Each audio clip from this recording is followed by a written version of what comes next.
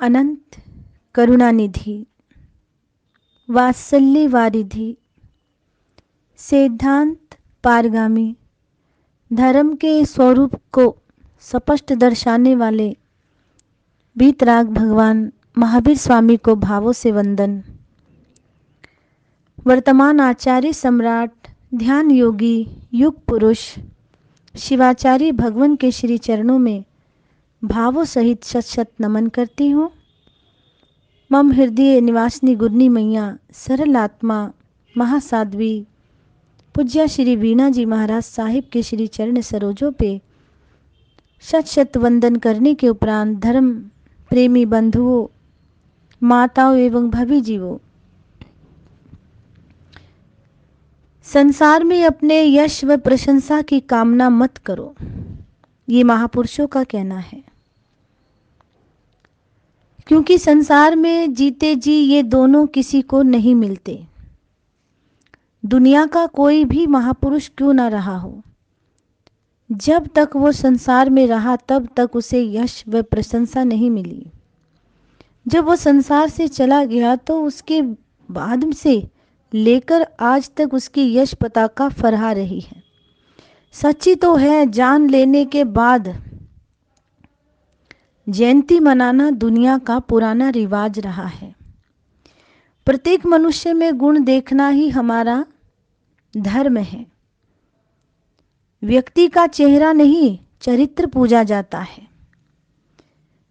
गोरा रंग 2-4 दिन ही अच्छा लगता है, पर अच्छा व्यवहार जीवन भर अच्छा लगता है। इस बात को गौर करें। कुदरत के द्वारा चेहरे का जो रंग मिलना था सो मिल गया, अब इसमें कोई कुछ नहीं कर सकता। रंग जैसा भी हो, लेकिन मन साफ होना चाहिए। हाँ, हम भले ही चेहरे का रंग नहीं बदल सकते, पर जीने का ढंग तो बदल ही सकते हैं। अगर ये पग गलत मार्ग की ओर बढ़ रहे हैं तो हमें सही मार्ग को चुनना चाहिए। कहा गया है ना कि जीने का ढंग तो बदल ही सकते हैं। आप सबको पता है कि जीवन विकास में चेहरे की भूमिका 15% है, जबकि चरित्र की भूमिका 85% है।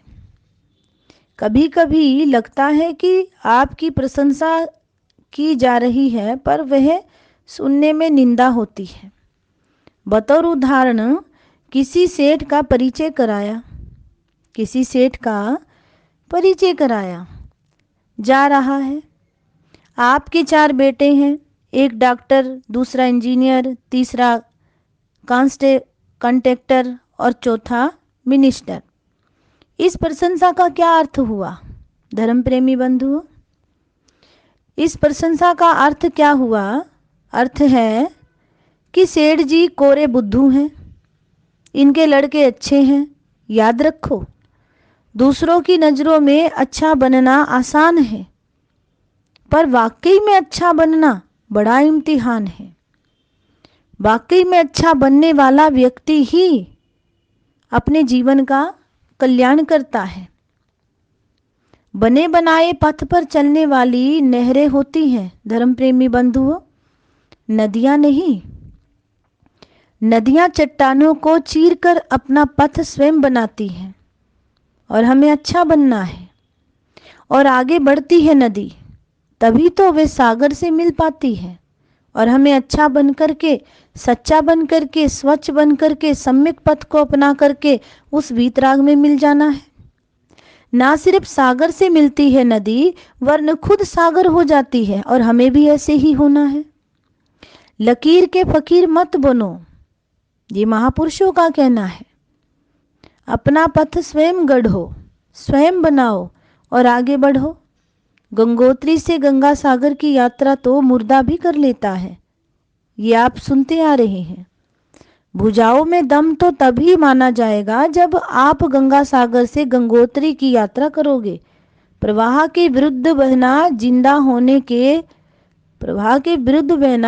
होने का सबूत है धर्म प्रेमी बंधुओं, और ये सबूत ही हमारे जीवन में कल्याण का मार्ग देते हैं। तो आई होप कि मैं उम्मीद करती हूँ कि आप इन छोटी छोटी शिक्षाओं को अपने जीवन में ग्रहण करेंगे। महापुरुषों ने आध्यात्मिक बागीचे में से कितने प्रकार के ज्ञान रूपी, ध्यान रूपी, शिक्षा रूपी पुष्पों को हम सभी की झोली में डालने का सदप्रयास प्रत्येक समय करते रहे हैं। पर डिपेंड हम पर करता है, निर्भर हम पर है कि हम उनमें से क्या चुनें, क्या लें, क्या मंथन करें, क्या चिंतन करें। तो हमें चिंतन करना है कि संसार मार्ग क्या है, भोग का। त्याग मार्ग को अपनाएंगे तो आत्मा का कल्याण होगा। जीवन में प्रत्येक गलत मार्ग पर विवेक रखते हुए अपने जीवन को संयमित बना करके संयत हो जाना ही आत्म कल्याण का मार्ग सुनिश्चित होता है। वीतराग भगवान की वाणी कहती है कि जब तक हम पुरुषार्थ में नहीं जाएंगे तब तक हम किसी भी शब्दों को चुन करके या किसी भी वाणी को सुन करके अपनी आत्मा का कल्याण नहीं कर सकते। हमारा सदपुरुषार्थ ही हमारे जीवन को बदल सकता है, असम्यक से सम्यक बना सकता है। तो मैं आशा करती हूँ कि महापुरुषों की इन वाणी पर आप अवश्य में अमल करेंगे, धारण करेंगे और अपने जीवन में आचरण में लेकर के अपने जीवन का कल्याण करने का आप निश्चय करेंगे। इन्हीं शब्दों के साथ ओम शांति, ओम शांति। जय महावीर।